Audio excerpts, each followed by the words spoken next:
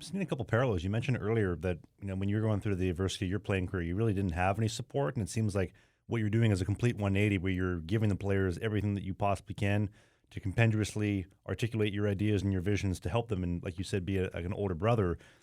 Correct me if I'm wrong. Am I hearing maybe a lot of the curiosity that you had as a player was met with a lot of pushback from some of the coaches in pro? Is that what I'm hearing?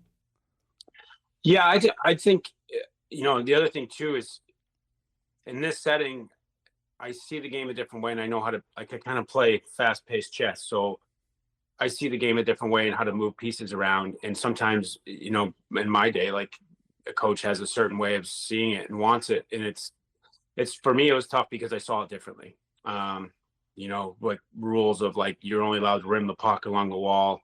And if you want to make neutral zone passes, you got to make them waist high, like clappers. And when you get over the blue line, you got to shoot at the net and everybody crash it. It was tough for me to eat that. So the pushback in that sense was trying to play the game at a chess game when we're kind of expected to play a checkers game was tough.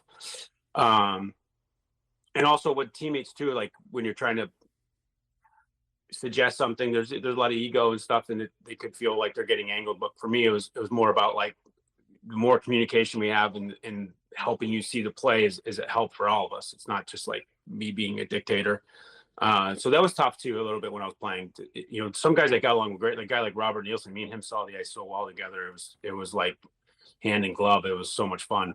And you want to duplicate that no matter where you go, but that takes, some communication, a lot of whiteboard talking, drawing chicken scratch plays up on the whiteboard. So, that's what I dealt with a little bit coming through. It sounds like you're almost a bit ahead of your time, like you mentioned earlier. Like you're thinking this way, and this is your vision of playing hockey like chess. But with the coaches of the late 2000s, early 2010s, they're on that checkers timeline. And like, do you feel like you were too early, genuinely?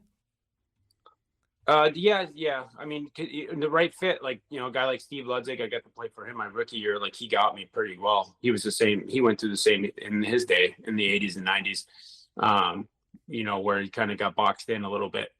So he understood me, and he had, some guidelines for me that I had to meet if I wanted to do what I wanted to do. And that was great. He was my favorite coach.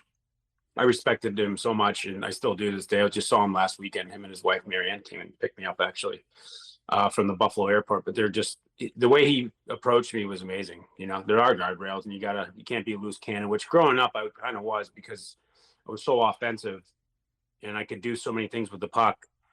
And at the end of the night, I usually had 3 or 4 points. So, you get a lot of freedom with that. That, I guess, it was great to grow my creativity, but then you get to the OHL, you got to have guardrails. You got to do things a little bit differently. So, and then as you go up even more, for me, I think I did see the game, pretty advanced, and some coaches saw it as I was the only one seeing the game like that. And then there's 19 other guys that don't. So I had to change. Hey, more hockey content. It's might be old, it might be new, it might be a full episode, it might be a half episode, but you can click these boxes because who doesn't like clicking boxes?